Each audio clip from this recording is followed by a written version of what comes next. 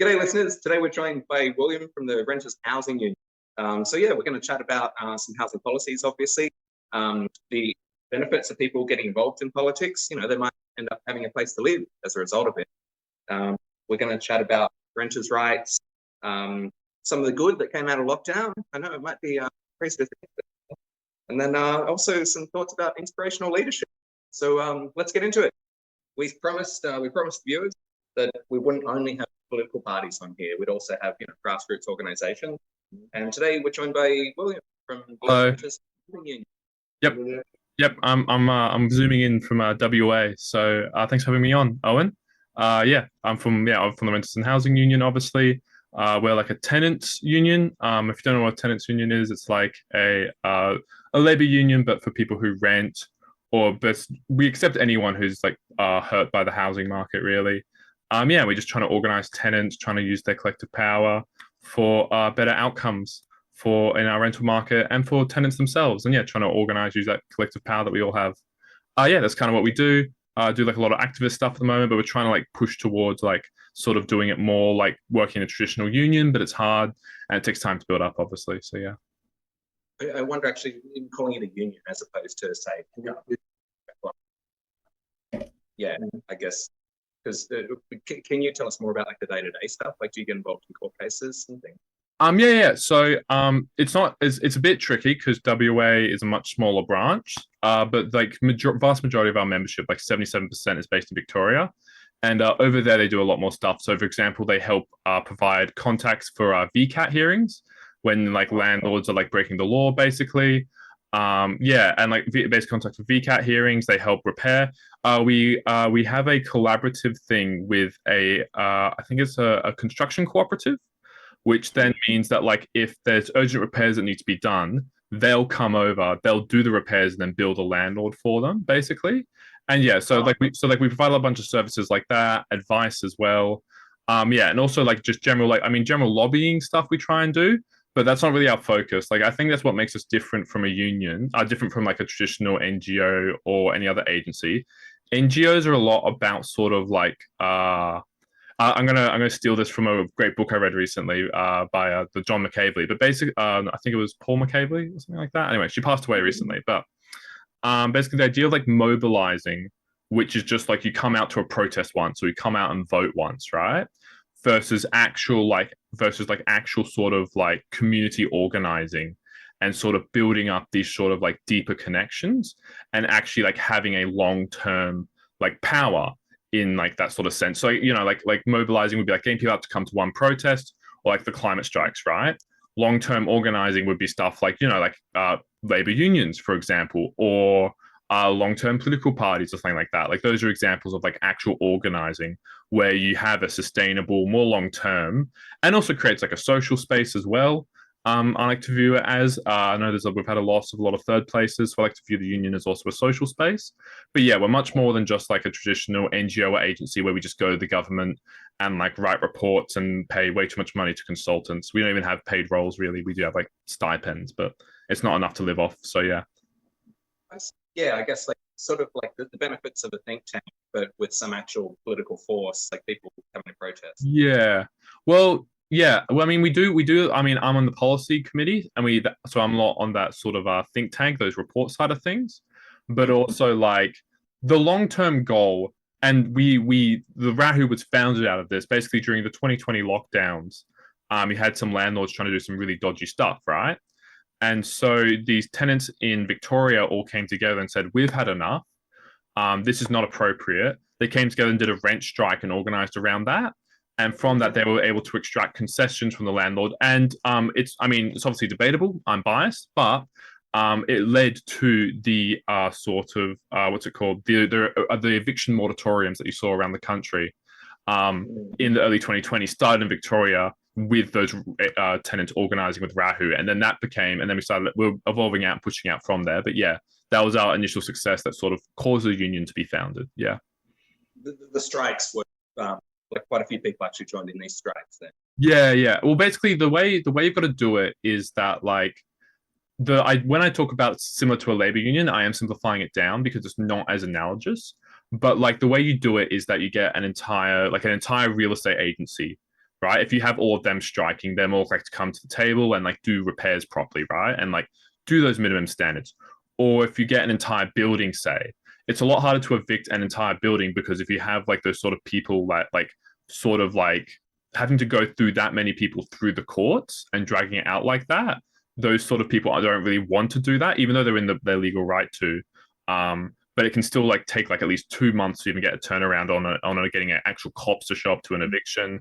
And also, the state government does not want to be throwing people out in the middle of a housing crisis and get footage of tenants being thrown out. So that's sort of how we're trying to organize for tenants to use their power. And yeah, not just like, and obviously that's the sort of big picture. That's always going to be hard and it's sort of the last resort. We do a lot more smaller stuff, so like sort of mini campaigns, you know. I don't know about Victoria, but in Western Australia, you have a right to have a support person show up when you talk to your landlord.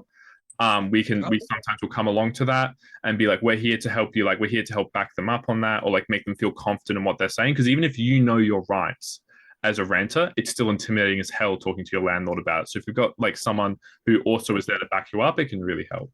Yeah. Yeah. Yeah. So what about so that's at the immediate level with the tenants. Do you guys also branch out? Because I'm thinking, like, even for my situation, like we've got a body corporate where I live, but then people who volunteer to be in the committee who represent the tenants, which would have some similar, I guess, issues, if not maybe the same impact. You know, trying to get a collective to, you know, organise, whether it's with the council requiring things or with developers and builders and so forth. And then how do we put a collective get pressure onto government to change things as well? Exactly. Yeah. I mean, like, yeah. Our whole opinion is that like a lot of like unions, especially in Australia, get very believe that like the only way we can do change is if Labor gets in government, right? We're very much like not like that. We think that like any government will work with unions and can be convinced of certain policies. You know, like any government can be convinced to do rent control, and we saw that in 2020, right? Any government can be convinced to do these sort of policies. And I know you guys don't necessarily agree with rent control, and that's fine. But like, yeah, those sort of policies that Rahu does advocate for, we believe any government can and will do. It's just a matter of having that organized base. Yeah. Actually, on the point of control, I should just clarify for people who haven't seen every episode. So, yeah, I'm the convener of the Fusion Party, and I've been a candidate for Fusion. I'm also the founder of the Non-Human Party, but Peter is not in a political party, and the show, yeah, the show isn't an official Fusion podcast either. Of course, yeah. But I think it's also worth picking up the point that he said as far as, you know, whether the government's Labor or anyone else likes to work with unions. But they do. They work with the banking union. They work with, you know, lots of different unions. I said like not all, obviously not all unions in Australia, but like stuff like SDA. When I say banking unions, I mean like the lobby groups that actually dictate to government what goes on. They just call them by different names. The Australian Medical Association, they're amongst the most powerful. Of course, yeah, well, that's the whole thing. Is that like, yeah, your landlord's in a union, so why aren't you? You know, that's what we ask all of our tenants when we're trying to organize them, right? Oh, what's the landlord one? Well, it'd be like, I mean, Master Builders Association, I think would be one, but like there's like, I mean, you've got but like, I mean, there would be different organizations in every state, but like there is like a defined, the Real Estate Institute of WA, I think is one. They're headquartered like 2 meters down from where I live, actually. Both parties significantly, they've influenced the policy.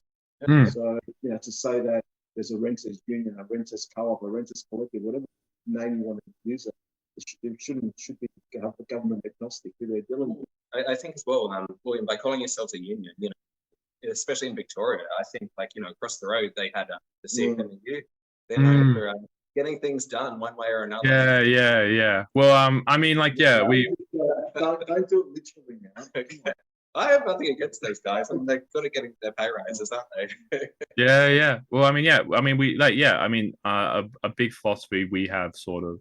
I mean, it's that you got to strike often and frequently when you've got an organized site, right? Like striking is a muscle. If you don't use it, it atrophies, right? And like, and if you want to get good concessions, if you want to get what like you deserve, that's what you got to do. Yeah.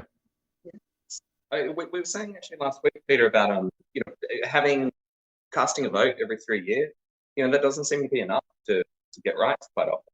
I mean, even in in the last few days, quite a few people are outraged. Labor approved the extension of a massive gas project. Well, Massive, yeah. And I'm more surprised that other people are surprised. I mean, can anyone vote Labor and then say, "Oh my God, how could this happen? I was not expecting that at all." Yeah. Well, I mean, yeah, I mean, it's par for the course in WA, to be honest. I formerly was very much involved in the ALP and kind of burnt out in the past 2 years or so, and started organizing in Rahu. But like, yeah, the inside of like sort of like parties like Labor is just so demoralizing, especially WA. I think genuinely WA is going to be one of the worst branches of the ALP. Especially in like terms of like, I mean, yeah, we're one of the, I think we're the only state at this point that still has no fault eviction. Is like a thing that you can do, which means that like a landlord can kick you out with 30 days notice at any time, which sounds good in theory until you realize it means basically any controls on a landlord are unenforceable because they can just you can be like, you need to fix this, or like you need to legally do this, and they turn around and say, oh, no fault eviction, 30 days notice, get out.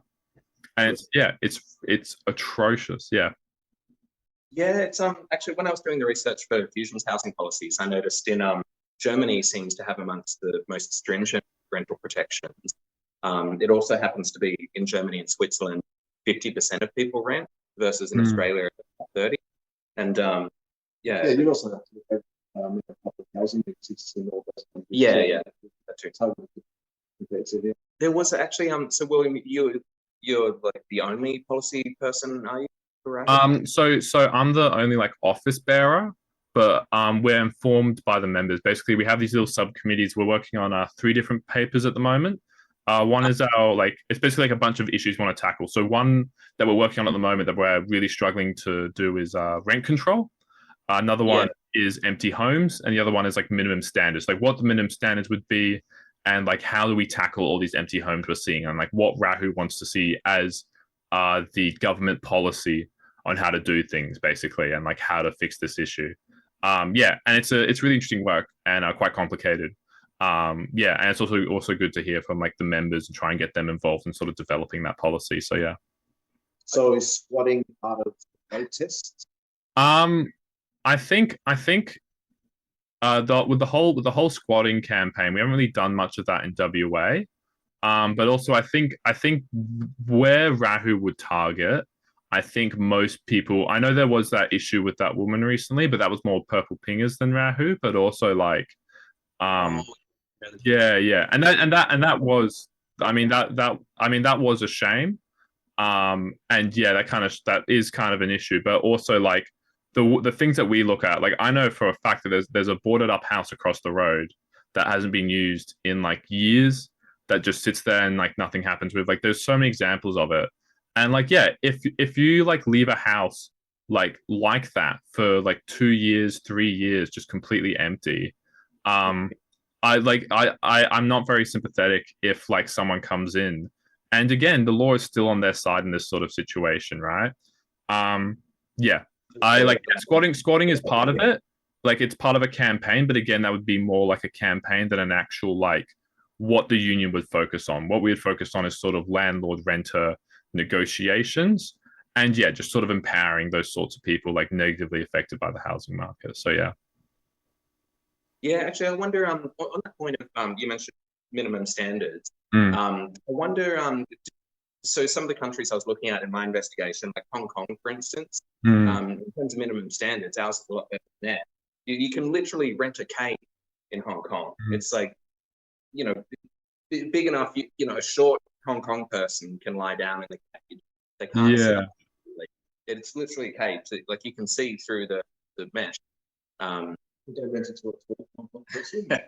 I wonder, they must have some. Yeah, because it's so restricted for space. At least thankfully it's a bit off the floor, and they, the picture I saw, they had them stacked like 3 or 4 high. Hong Kong intentionally,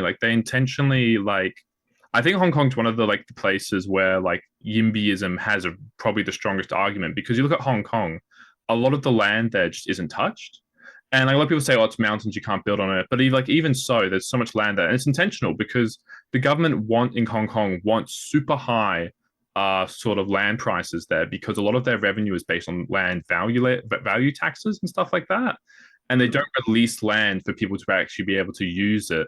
Also, there's a weird thing where like a lot of the land is 99-year leases instead of like you buying the house, which is really strange. Yeah, Hong Kong's a really interesting sort of like system, but yeah, it is intentional. Like that isn't just because like, oh, like, you know, in Asia they have to live like that. It's just like Hong Kong specifically has policies to basically have those sort of like very high density, very expensive housing.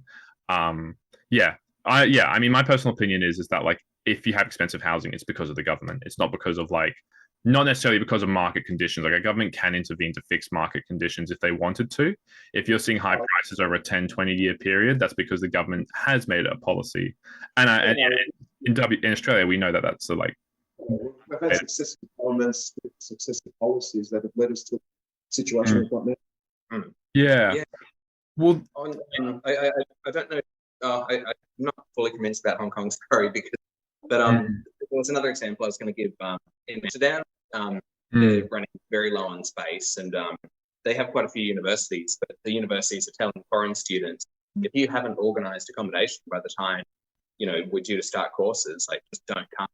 They're that constrained, and so they have massive tents where students are sleeping. I guess I'm not quite sure, you know, who pays to sleep in the tent, like who's paying for the tent. But either way, I guess I'm envisioning it's going to happen in Australia, isn't it? Someone's going to implement those standards, aren't they? Well, I think my like minimum standards is important, right? But like my sort of belief is that the best way to set a bottom of the market is to have the government come in and create that bottom via public housing.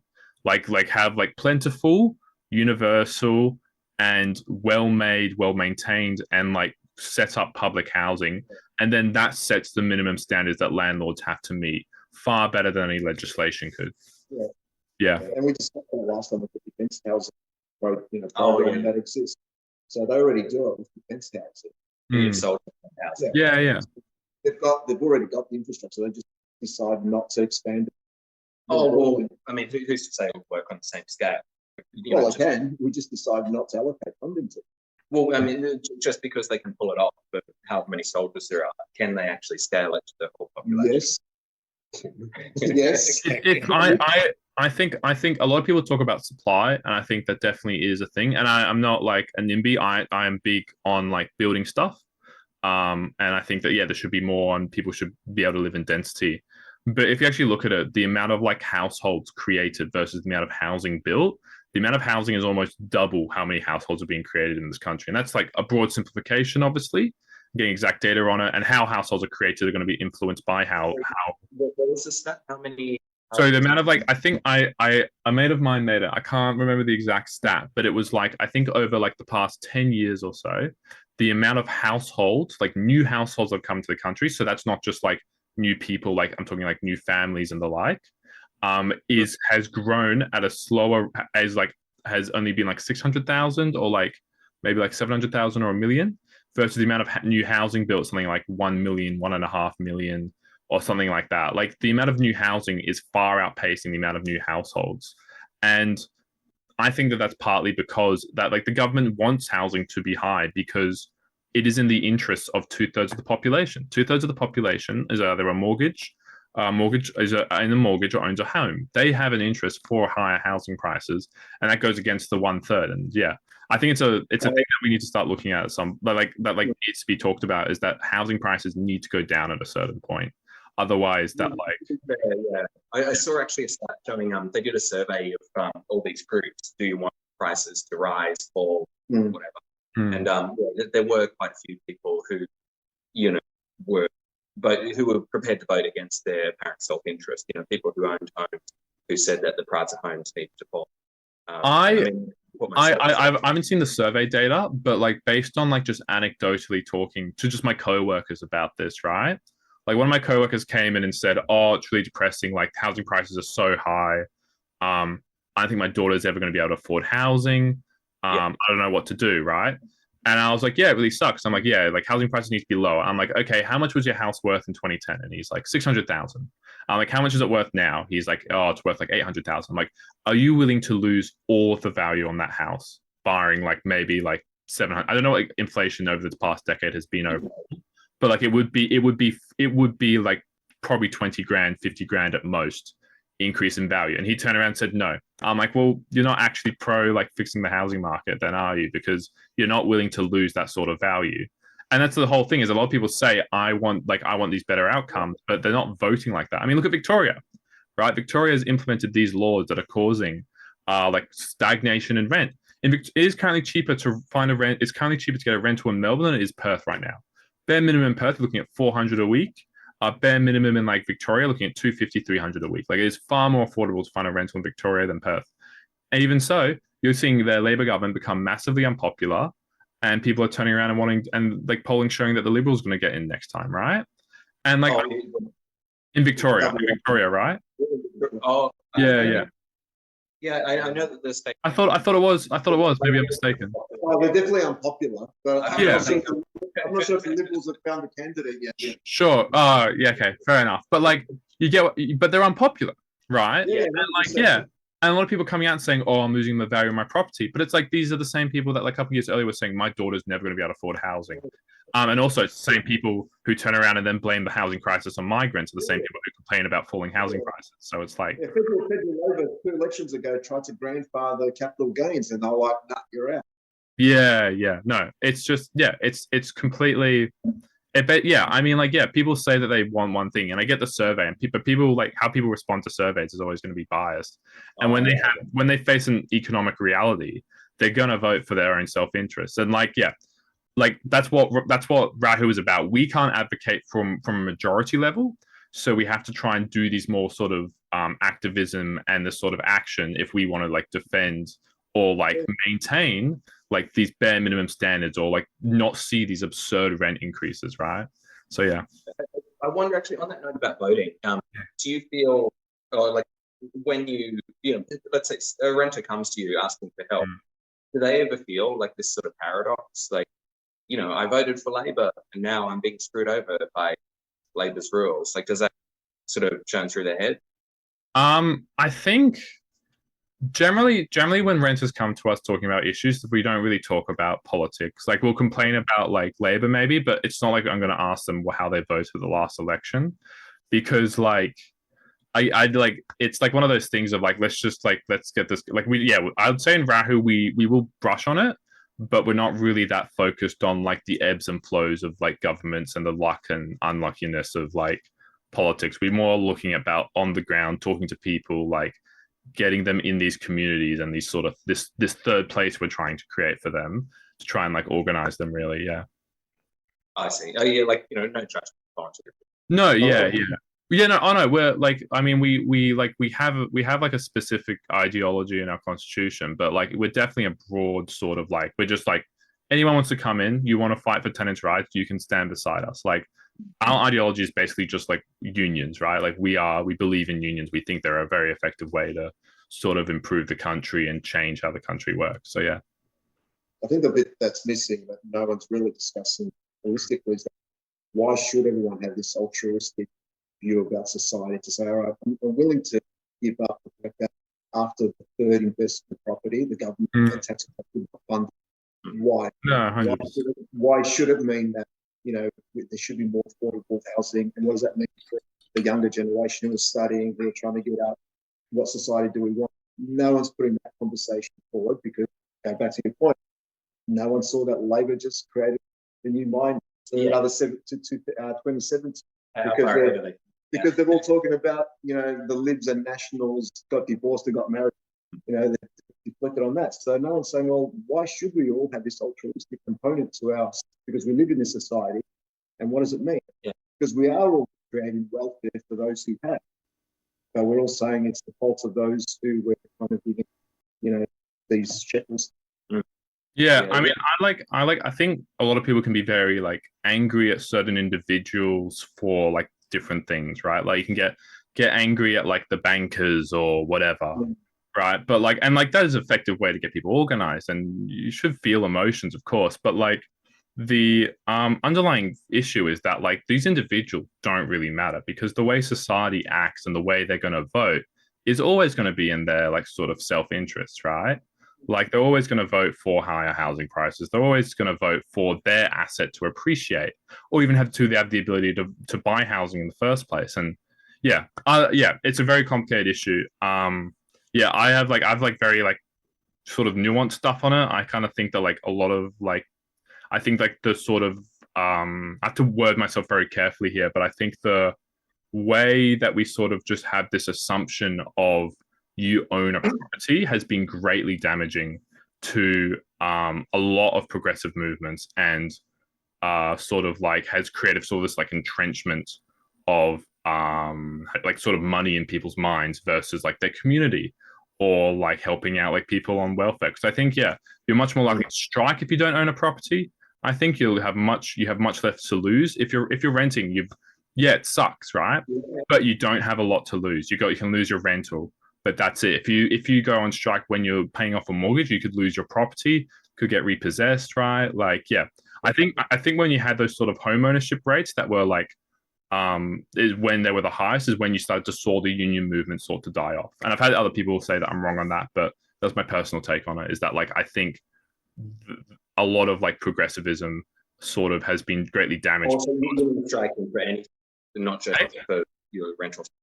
No, yeah, I think once people get sort of invested in sort of like an asset or sort of like once they've got something to lose that isn't just like a rental or like just their personal belongings, that's when they sort of start like voting against those sort of like progressive type things. And I think that that's why we're seeing these sort of crises emerge, is because people now own all these assets. They get scared and they become like sort of further and they blame the other and they get larger and larger just suburban homes. And Can I just put some context to the point you made? When you said when interest rates were at the highest, which was around like the early 1990s, you said people were, I guess, less likely to strike. Do you mean like actually go on the streets and striking for what they believed in? So like no, so like I'm talking like I'm talking from like a union perspective, like sort of like withholding, like sort of like how militant the unions were.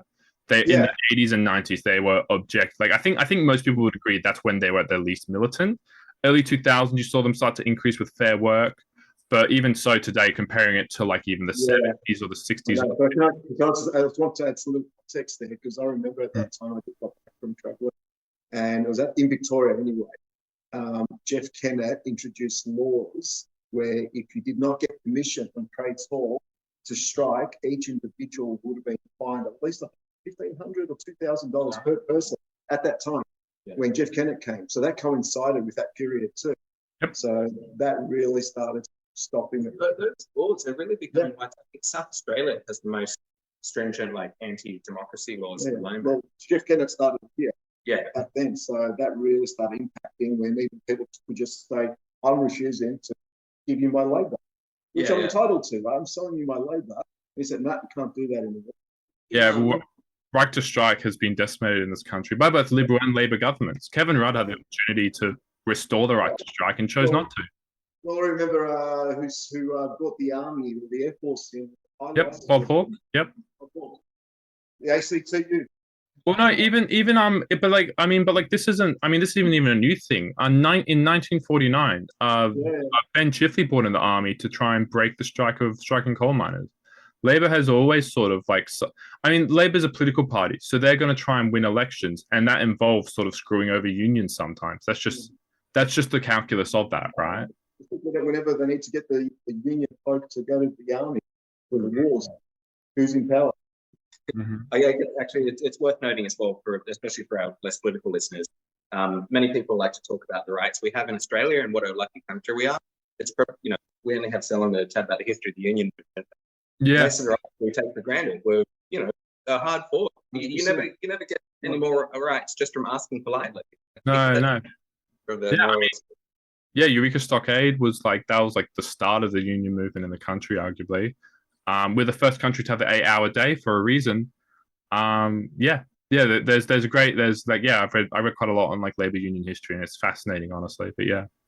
It's actually we could have some more rights for work. Actually, I heard in France, if you're on vacation and you're sick, that now counts as sick days, not as vacation days.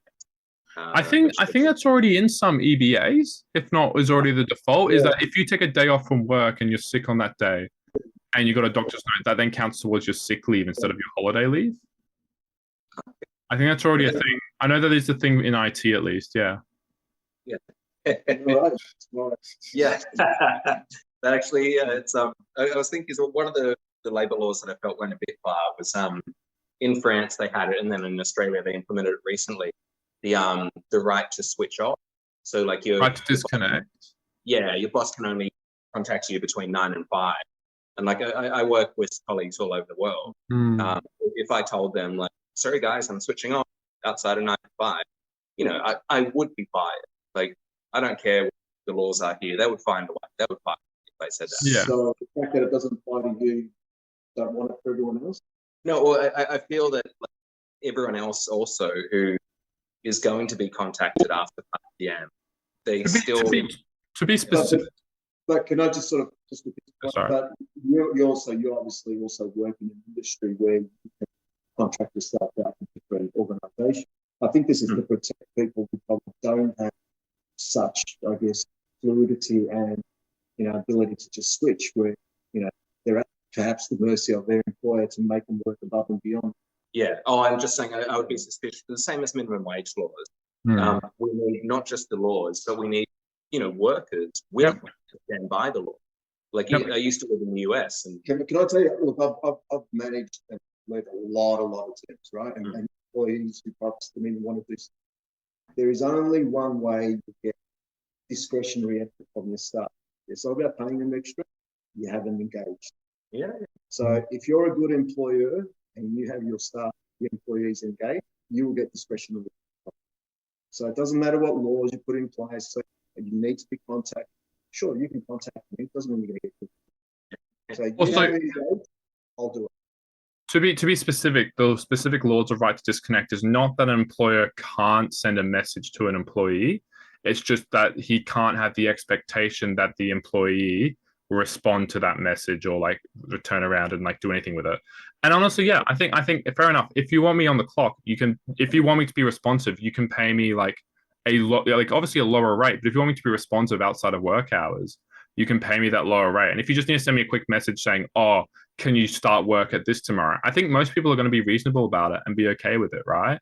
Like most people don't want to like fight their employee. They want to work with their employee, right? They only are forced to fight with their employee when they start doing it egregiously, when they start expecting them to come in or like travel like excessively or like sort of like do this, come on and like at like 1 a.m. in the morning and penalize them for that, which previously was possible without right to disconnect. And I think also if you're on holiday, you shouldn't have to respond.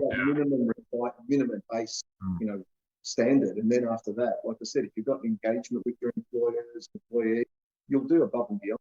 Yeah. So I don't pay Peter to be my co-host. He just likes to do it. That's fair. Yeah, actually, it's I was thinking as well that we do need some extra protections coming in as technology evolves. Because like especially with Amazon, for instance, I couldn't believe it. I was reading the other day, Amazon delivery drivers aren't allowed to sing in their van. Who cares? Like, I don't understand why that's a rule. And then you hear about as well, like the people in the Amazon warehouses, the cafe in a bottle, they have the screaming booth. And I'll stop ordering Amazon water bottles. Yeah, it's you see, even I think they monitor email or something, keeping track of like, is this worker going to unionize? And so I guess oh no, that's part of the course for any large company. Every large company well, I mean, not so much in Australia. Like, no, even in Australia, yeah, definitely in Australia. Like any company is keeping an eye out on workers unionizing. If they're large enough, they are aware of it and will fight it. Less so with like other sort of like less so with Amazon's competitors because the SDA tends to cooperate more and probably already has a contract in place with the employer almost always. But like definitely like other areas. Hey, the SDA.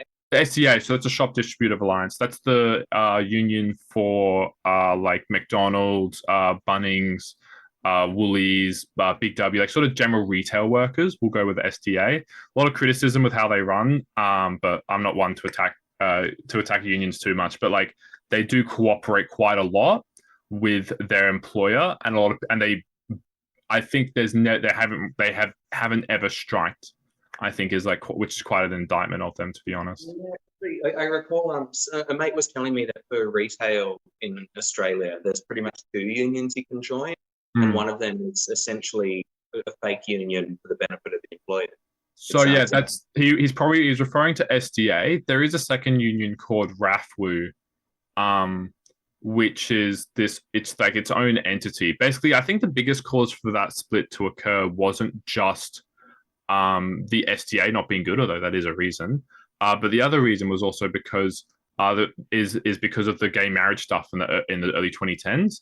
The biggest people pushing back against that in Labor were SDA elected people and people connected to the SDA, because the SDA evolved out of the Catholics, and very like sort of much more like, yeah, kind of right wing a bit. I think the term is corporatist. Like work with corporations, don't strike, don't do this, like don't cause too much industrial, and and in retail, it's one of the only industries out there where if you're in a union or not in a union, your average wage is about the same, which is yeah.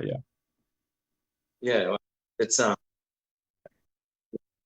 status quo view. yeah. It seems I would say.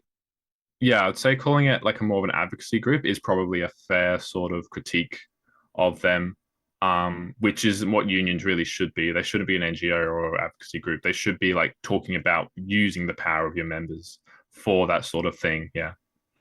I wonder then, William, on this note, are you guys the real housing union? Have you got a competing bad housing union? So not in WA. There was no union here in WA when we came in. I think South Australia and Northern Territory are the same, although they don't have. They had a South Australia branch for a bit, but they had to dissolve it because of they had some basically people weren't able to commit as much time as they thought they could. Oh yeah, one of our main delegates got like really sick. But sorry, I'm going on a tangent. Queensland does, New South Wales does, and Victoria does. But again, they call them. No, sorry. They have their own like tenants union that predated Rahu, right? So there's Tenants Victoria, Queensland Renters Union, and New South Wales Renters Union. And to be clear, we only have branches in Victoria and New South Wales. We're working on Queensland at the moment. Queensland also has there's a third renters union there that isn't Rahu or Tenant Queensland. It's called the Southeast Queensland Renters Union. It's called Secure. And they're sort of, I think they were also founded in 2020 actually. And we're trying to work with them, see if they can't like become a part of us. It's like ongoing negotiations there. In New South Wales, they do have Tenants New South Wales and I think Tenants Victoria. But the issue with those unions or those sort of tenants unions is that they are more advocacy organizations that will provide you with a lawyer sometimes. And at least in my experience, they're not really interested in sort of doing rent strikes or organizing, at least from what I understand. I don't live in Victoria and New South Wales. I haven't interacted with those people from those unions before. So I don't want to assume too much, but that's what I'm told by my comrades in Victoria. So, yeah. I'm still trying to get my head around what a Catholic union looks like. And it's like some sort of eyes wide shut ceremony. I got to see that movie. I hope we're not going to cancel for these comments. But actually, William, I wonder the other unions. I guess like they presumably have policies as well. If if you have time to chat about policy, sure. You mentioned, for instance, rent controls before. I guess your policy seems quite similar to the Socialists and also the Greens. Yes. So my sort of take on rent control is I understand why a lot of people. I understand when people like look at rent control and they read sort of the stuff from the economic academia, why they're very reluctant to sort of like look at rent controls like that, right? My personal take, as someone who actually has a degree in economics as of last year, like I have very strong criticism of economic academia, and I think they very much act like they're a mathematical science, when in reality they're a social science, right? And I think Hey. It seems as though like getting reliable data is very tough. Yeah, so it's well, I think it's just subjective. They want to put like like the very like sort of like classical, neoclassical economic school, which is the mainstream sort of what economics is, tend to be referred to as neoclassical or classical. They have this very like, I think, mathematical view of the world, and they have this sort of view based on like, supply and demand models and stuff like that. And they think that like, oh, you move this there, then this happens, right? Which is like a critique, which is definitely a way to view the world. But I think a lot of my criticism is that if you look at economics historically and what they previously said was true and then was proven wrong. So for example, minimum wage, right? This is a classic one. For 200 years, since basically the dawn of economics, they've always said if you set a minimum wage or a price control, or if you set a minimum wage, it will lead to higher unemployment. This has always been like said in economics and has always been assumed, right?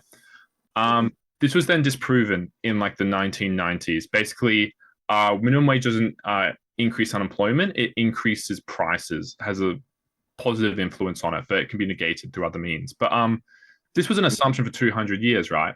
And that was based on these sort of like, these crisscrossing sort of supply and demand models, right? And my issue is that a lot of the assumptions around rent controls are based on very similar models. And I'm not really convinced. I'm not convinced that like there is a definitive like proof to say rent controls are bad and don't work. Another thing to consider as well is that a lot of the modeling for rent control makes the assumption that it's like a normal good. So like if you put a price control on Apple, say, like, yeah, sure, you're going to see these sort of things where you have shortages, right?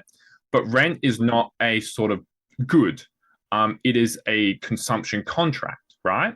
So in the short term, rent controls can actually have better outcomes. In like 6 months or the year of a lease length, you can actually see these sort of better outcomes where like you are protecting these renters from these excess like issues, and you're not seeing the market increase because they're locked into this sort of rental contract, right? Or this buying contract. Yeah. And also like, but even at the end of the day, you do need to make sure that you are keeping up with supply. Like it can't just be rent controls. In the short term, rent controls are essential and important, but in the long term, you need to be making sure you're building and you're keeping up with supply. Otherwise, you are going to see these sort of shortages that they talk about. But yeah, there's a lot of I have like a the whole thing's, again, they splice it as they want it. It would be like saying, economics, like it's just like a neoliberalist kind of, equation. If you spoke about relations between two people as just pure sex, as far as, and you don't factor in the emotions and the connections that you have with someone. Exactly. Yeah. A lot more factors to it. And yet, like, you could even then say, okay, let's take it back to something that's controlled. All our gas and fuel, we don't just flood the market with, it's controlled. The market is controlled. The costs of what's put out in the market is controlled. There are cartels that control. So So they can't just say that, if you control this, it's going to, do all this other stuff. No. There are nuances that play depending on what you're talking about. And each little item you put on the market has different nuances. They're not all the same. Yeah. Yeah, on that point of rent control, I should just mention I was the main author for Fusion's housing policy, and for the record, I don't support rent control. Any of the listeners, Sure. But I guess the go-to example I would point to is in Sweden, they have a fair amount of rent control, and there's a waiting list for a rent-controlled apartment in Stockholm, I believe. Yeah.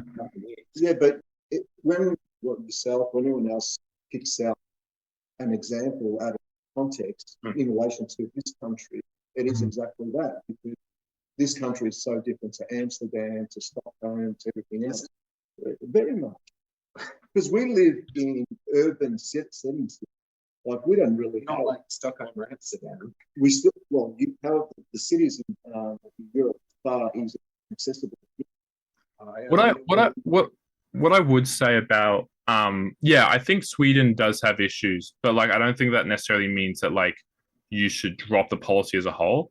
And what's really frustrating to me is you see stuff like Labour, right? When they turn around and say, "Oh, rent control's really bad," and it like causes all these issues, right? But then they turn around and their solution is subsidies, which by the exact same logic of rent controls has a negative effect on the market as well, right? And they're going to be a dead weight loss. Also, throwing more money at landlords, I don't think is a solution to the housing crisis, believe it or not. And there's a whole like issues with like national rent affordability scheme. But even putting that all aside, right? If we just look at Sweden, right? Like I'm sure this would kind of appeal to like your egalitarian side a bit, right? You read about in Finland, where instead of paying for a speeding fine, right? Let's pull over the road and stand around for 30 minutes, right? They're like, instead of like, and that's much more, that seems a lot more fair, right? Because they're paying with their time. Everyone has the same amount of time. Oh, well, generally so, right? Yeah. The argument I heard, I'm not sure, I don't agree with it 100%. And there's obviously like, this doesn't justify like 30-year long wait lists or whatever, right? But the argument that was told to me is that like, well, is it not fairer for people to have to wait a little bit instead of making it just this sort of chaotic, you can pay whatever you want to skip the line? Is the more egalitarian solution not just having people like wait a little bit, like wait like a year to get a rental, or wait 6 months instead of being able to pay whatever they want, and that means people at the bottom of the market are screwed over. That's sort of the framing that I have been like presented as like sort of like a counter that sort of like, oh, the wait times are really long. Yeah. I can see that argument. I guess that would make the most sense. The housing is not that I think that like, I think there are a lot of criticisms of the Sweden model as well. But yeah, that would be the sort of like critique of it. Yeah, because actually it's worth mentioning as well, like in all this rhetoric about, we need to build more houses, all these people are moving here, or any city, I guess, does the city actually need more people? That's often left out of the debate. I guess, I'm actually, I think I'm very pro people. I think if like money can flow freely in our modern society, then so should people be able to, And obviously that's a very extreme position. And like, I'm not saying that we bring in like 1 billion people overnight, right? But at the same time, I don't think that like, I think Australia was a country built by migrants, right? And if we want to see what a society with no migration looks like, we look at Japan, where they've had stagnation for the past 20 years. They are seeing like an economy that isn't going anywhere. They're seeing you're seeing people who had no real increase to their living standards over like 10, 20 years. And there's arguments for that. But at the same time, it's like in comparison to like what's happening here where we allow migrants in, we give both them the opportunity for a better life, but also we give ourselves a better life. And yeah, at the end of the day is that someone needs to take care of us when we're older, and we're not giving birth to enough children to be able to do that. So I think why not let these other people in, And that's how we've been built as a country. I totally agree with what you said, but also need to factor in the argument that it's the immigration issue that's, let's say, solve that, and that's the panacea of the housing, is the wrong thing to be focusing on. It is the policies, the government policies that have led to it. And who are they backing? Follow the money. Just follow the money. Who's benefiting from it? Well, again, there's this a great mate of mine called Adu. He does these great YouTube videos. He's a bit of a debate bro, which is a bit annoying sometimes. But he does these sort of like, he did this great video on this guy who was like this sort of like, oh, like the housing, like migration is the cause of the housing crisis, right? And he talks all about like we need to stop migrants and stuff like that. And then you see him go on like this. He got clips of him going on a podcast and being like, it's apocalyptic. The housing prices in Victoria are falling. Turns out he's like this massive property investor, because at the end of the day, they want people to focus on migrants because it means they've got a scapegoat. It means they can get these sort of like, these sort of right-wing one nation hacks in who aren't going to fundamentally challenge the private market or rental rights. And they're going to blame it on like migrants. I mean, look at Britain. Britain has like destroyed itself because of leaving Brexit. Like it is it is. I was looking at the stats for it. If you remove London from Britain, they are in a worse economic condition than most Eastern European countries. They're poorer than Poland, right? Yeah, it's terrible, and they've shot themselves in the foot. And like, it's just and like it's like I get the whole like limit migration thing, but like at the end of the day, if you look at how housing prices are affected, there's very little correlation. And also, we need people to build the housing. And like Australians are there to do that, but we do need a migrant workforce that can pick up and build the housing in the first place. But yeah, I don't think I haven't seen very good arguments that migration is a cause of the housing crisis. Yeah, and even when you see migration fall, you still see housing prices increasing. So yeah. I don't know. Doesn't this go back before? I agree with your point, by the way, that economists often use, oversimplified models. There's a good book on the topic I'd recommend to listeners, by the way. Steve Keen, The New Economics. I think that's what he called it. Yeah, it's in my cup. But have you read it, by the way, Steve Keen? No, I haven't heard. Is it modern monetary theory? Yeah, he's a fan of that. Yeah. But I was going to mention on that point, if we say that immigration doesn't affect housing prices, I guess that's a hint to me at least. Like, well, then the model seems a bit sus. Well, I don't think you said it doesn't. If I've said it, I mean, I hear people say it. Oh, no, it's that it is if you solve it's the primary cause. Yeah. No, it's sure the increase, as I said, you bring in a billion people, it's going to have a massive impact. Yeah. So it's some Labor people say like, that's not the cause. Like, don't look over there. No, I don't think anyone. I've interacted, maybe it's because WA Labor is a bit insane, but I've interacted with Labor people and they definitely say the exact opposite of that. So like, I think everyone acknowledges that it is a factor. It's what people aren't discussing is what is the material issue here. And like I said, 2 elections ago, they tried to say, let's just try and grandfather some capital gains issue. Yeah. And they lost the election pretty much on that. So there are some systemic issues that we have to address. Oh, and I think also as well, Australians still unfortunately vote a lot of personality. And, Bill Shorten, recently he was paying people $300,000 a year to write his speeches, which still weren't especially compelling. So, yeah. I've got a whole thing about consultants. Don't worry. Consultants are very problematic, but yeah.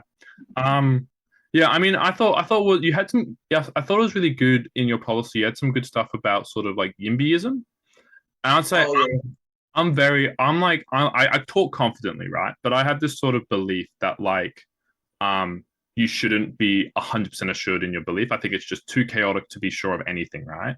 So that's why I wouldn't oppose any housing developments unless it's like just like stupid or like you're building like. Or, for example, like this, I think Victorian state government is going to demolish public housing and replace it with less dense, like social housing, which is like a worse model, and that's a whole other thing. Like I think like you have to like sort of look at the balanced probabilities and say I could be wrong, so I don't oppose building more housing and making things more dense, but at the same time, I was talking to these urban planners in WA. And they're quite on the ground in local councils, and they're like, they like the idea of YIMBYism. The issue is that a lot of the time, WA is some of the most liberal planning laws in the country, right? Barring like 1 or 2 local government areas, like I think Nedlands is notoriously bad, but even then, like the state government can pretty easily bypass them, right? So I was talking to these local planners. They're like, yeah, all the time we have these developers come in. They say they want to build these medium densities or high density flats. They get it through basically unopposed, and then they just sit on that approval and do nothing with it. Like they just sit on it, and like this is even before like the current. Yeah, this is before even the current era where you're seeing these sort of like people, like where you're seeing this sort of construction. What's it called? We don't have enough construction workers in WA. Is basically the idea, but this has been happening before even that, like 2019, 2018, 2017. Where developers got these approvals and then just sit on them and do nothing with them, right? And it's just so frustrating because it's like, well, you have this approval, why aren't you building? And like people like in Sydney and Melbourne are fighting for these developers to get approvals like this, and then they just sit on them. So that's like why I'm kind of like, yeah, I think this is good, but I think like focusing it on like NIMBYism versus YIMBYism misses the bigger picture of that. Like the government should be the one building a lot of this stuff, and like should be the one putting their hand in the market here, and it should just be left to like private speculators to sort of do this stuff. Also, there's a whole issue with like private like build to rents are also really problematic because of how like loans work and stuff. Because basically they'll take a loan and the bank will say, we'll give you this loan, but you have to be paying current market conditions for rent, right? Or an extra 10% based on current growth of rent, right? Then they go, great. And then the rental market collapses, right? And then they're left there where like if they lower rents on the properties that they're offering, the bank will then turn around and say, okay, but you need to pay a higher interest rate. or you need to do this, or you need to do that, and they have these onerous conditions. This is why you get weird conditions like in Victoria, right? Where you're seeing them turn around and say, we'll give you the first 2 weeks, or we'll give you the first month, and this rental is going to be free. You're like, that's really weird. Why not just lower the rent? It's because they have to follow these loans, right? And it means that these build to rent or privately done rentals now are stuck to a market equilibrium that doesn't exist. But because of like the loans they've been forced to take, it's cheaper just to keep them at that market equilibrium. And that's how you sort of create this sort of like almost a cartel in the market where like they are constantly pushing rents up even when it doesn't make sense, right? Because they're building these rentals on conditions that like the bank is asking them to follow. So yeah, that's another thing that's like I think like should be mentioned when talking about YIMBYism. Yeah, I'd like to say that the tail's wagging the dog, but I think the bank is the dog. mm-hmm. yeah. I don't have time to get too much into futures housing policy, but I'd note, on that point, one of the suggestions I made as well is about what if we had an app for like assessing the building, all the potential like OH&S issues, the building. I think WA, we're very lucky. It is very easy to find out who your landlord is. It's generally $3 search, but we have like a way to be able to view it very quickly and for free with Rahu. In other states, it is way more difficult and really like problematic. We actually were able to figure out the tenant that the Premier has based on some of the WA data that's available, and he didn't care. Oh yeah, that was also one of the things I was suggesting, the website for reviews of landlords. But actually, I was going to bring up the 3D scanning of a room for building defects. Because William, you mentioned before, like there should be a public developer. I think 100%. It's really a much better alignment of incentives because I mean, when we moved into our building, for instance, Peter and I both bought off the plan, and many people, they have going to be rightfully concerned: is the builder going to do a good job? That's scaring away many people from purchasing. Apartments, you do see lots of builders fucking up. And at least if you purchase a suburban home, right, and the builder's fucked up, you can demolish it, start over, or remodel it. If you do that with an apartment, like it's a lot more complicated. You got to deal with strata, So I can get why people are very reluctant to sort of like go in for buying apartments. Instead of trying to have a government certifier sign off on all these buildings, if the government was just playing a more active role, building start. Although I guess unfortunately, like it might be too harsh. The Australian government, they mess up a lot of projects, don't they? Yeah. But so do private developers. Yeah. I think there can be I think there can be a lot of I think this is kind of like a weird psychological thing I've noticed is that like if the private sector does it, then it's not our problem and we don't worry about it. If it happens in the public sector, it collapses a government. So I think this is why politicians end up being so pro-privatization, is because it means they won't lose their seat because of a project that was completely out of their control, right? I think predictably, you're going to have mistakes be made. But when they happen in the government sector, that's brought to light instantly. It's a huge story about it. But if corruption happens in like a small mom and pop business store, or like if something like weird happens like that with a developer, it's often way more covered up. And you would rarely hear about it until it gets to very high amounts. And it's just, that's why I think that's like very interesting that people get like very like, ooh, like the government's really inefficient. I disagree. I think that it's just that like the government is accountable. So therefore it appears more inefficient because humans can't really because we don't hear about stuff from the private sector as much because they don't need to be accountable. So yeah. Well, and the fact that the media is a private company, so we're not going to bash that. Yeah, let's not forget how private media works. On the TV and so forth. 100%. And also part of the modern economic policy that we were discussing earlier was how do you shift the public funds into the private funds. So you need to keep that narrative going that the private industry is where everything gets done multiple times, but we don't call that corruption. I mean, let's not forget that like Coles and like let's not forget the people that broke the story about Woolies and Coles, Four Corners did that. The 7 and 9 just did not touch that story at all because then one of their main sponsors is Coles and Woolies, So that's the private sector interest. They even run shows like MasterChef, which is just an ad for Coles. Yep. The whole show is just for Coles. Well, speaking about housing, there's Sorry, I was going to call the show Bunnings. What's the show called? The Block. Oh yeah, the block. Yeah. But that, like, I was reading during the housing research, 1/3 of advertising is spent from real estate. And so, yeah, you see it's a huge cars as well, a huge industry. You know, where's the high speed rail? Because, you know, the car spending on advertising. We're going to change things up a bit. So we introduced a game last episode. So we come up with like a quote or a policy from history, and else has to guess the quote, guess the policy. Peter, have you prepared one this week?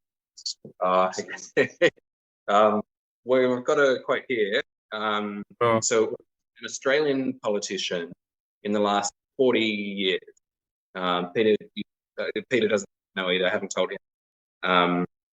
But yeah, so the quote is, in the end, the key ingredient for public life is imagination. You imagine something better, you try to bring the people with you. That's not Paul Keating, is it? Oh, you got it. I was going to say, Yeah, it sounds like him.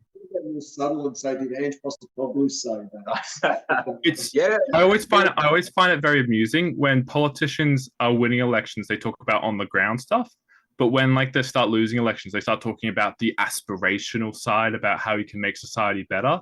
And I think you saw that with Keating, where he started talking about like, oh, like isn't like we make society better if we do this, and he did that just before he lost the like 1996 election, I think. Is Yeah. that, you know, I get, because I was only 7 when he lost, so you know, I'm looking at old clips. But Yeah, well, you see like Albo before like Abbott got in. He's like, oh, Labor appeals to the better in people, you know, like it's not just about like what's like, it's about what's best for the country and not just like about what's like actually good. And you saw that I think with Dutton a bit as well. You always see them turn away from like these sort of on the ground issues and become like kind of aspirational. And I think it's yeah, I think it's so they can keep their base. They don't lose their entire base during the next election. Doesn't work for some people, as we saw with Peter Dutton, but you know, yeah. Well, yeah, I don't hear him saying anything especially inspirational. Well, no, but the sort of like vague sort of vibe posting. Like if you look at their social media, you see it sort of come up. But like, yeah, I don't know. It's probably very disprovable and not actually a phenomenon. But I don't know if it's keeping now. Still love the best thing that his wife said about him in the interview prior when she, you know, was on the front line of the newspaper. So he's not a monster. Oh yeah, that's good. Yeah, yeah. But no, that's very Keating-esque. He was always talking about how we should appeal to the better or whatever in society. Yeah. Well, I like that as well. That quote about, you know, you having a vision and bringing people along. I mean, now I think of Albo, like he doesn't decide anything. He listens to a focus group, and what the focus group says is. It's funny. Who's that? The other guy. Oh no, not if it's about including intersex people in the survey. That was allegedly a captain's call by him. That wasn't based on any focus groups. He just decided to do that. Yeah. Who's the Libs other guy? Angus Taylor. Angus Taylor.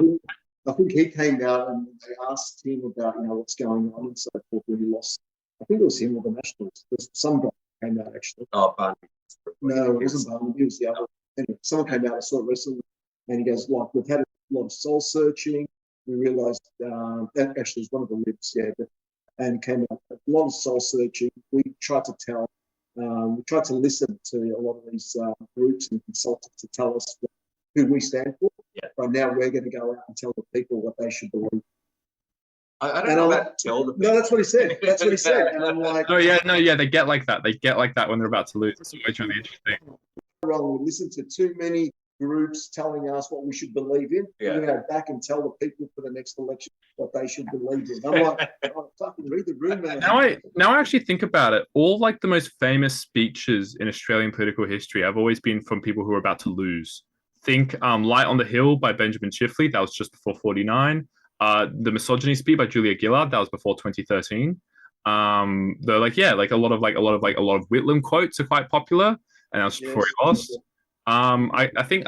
The only other famous speech I can think of is the Sorry speech, but that doesn't really count. I think. What about I got one. I'm pretty sure we've been close when Bob's No Children in Poverty. By 1990, no child will be left in poverty. But that wasn't really a famous speech. That was more an infamous promise that wasn't that Well, was again, there's yeah, Carl yeah. something that stood out as far as like he's really on his knees. I Mm. think at that point, it's like I'm really going to Yeah, I'm struggling. I'll have to get some inspiring quotes from Liberal leaders. But, I don't want to spoil it too much, but yeah, I'm surprised. If there's anything inspiring from one, I'm surprised. I would say it now, but I want to save it for a future episode because I guess our listeners, you know, Australian prime ministers, those speeches, I'm guessing. But I see actually that there's a massive crossover between podcasts in Australia and the US, especially like website traffic. I notice as well. Okay. They get lots of the Fusion Party gets lots of traffic from the US. I guess Okay. it must be blowing their minds the fact that we have 30 parties instead of 2. To be fair, they do have 30 parties in the US. They just don't get any electoral relevance ever. If you look at their ballot papers, they have like a lot of candidates on them. It's quite amusing, actually. Yeah. Actually, thank you for correcting me on that. Yeah, I recall actually seeing they had a televised debate with like the other presidential candidates. Yeah, it's like the Greens. There's like the Libertarians, the Socialists. There's a bunch of others. Yeah. But yeah, it's hard to say. I'd be curious to look into the constitutional law and all that. See like, what's the possibility they may ever get preferential voting there. Well, Because, it's actually really interesting because like US is a two-party system, and a lot of people would be like, oh, it's because of first past the post. But Britain and Canada have first past the post, and both have like 4 or 5 party systems, which is I always thought was really interesting that US just only is a two-party dichotomy there. it's curious. I Yeah. think I don't really understand it, but the way the whole voting thing works there, it's so convoluted. Thought I understood it once, then I got confused again.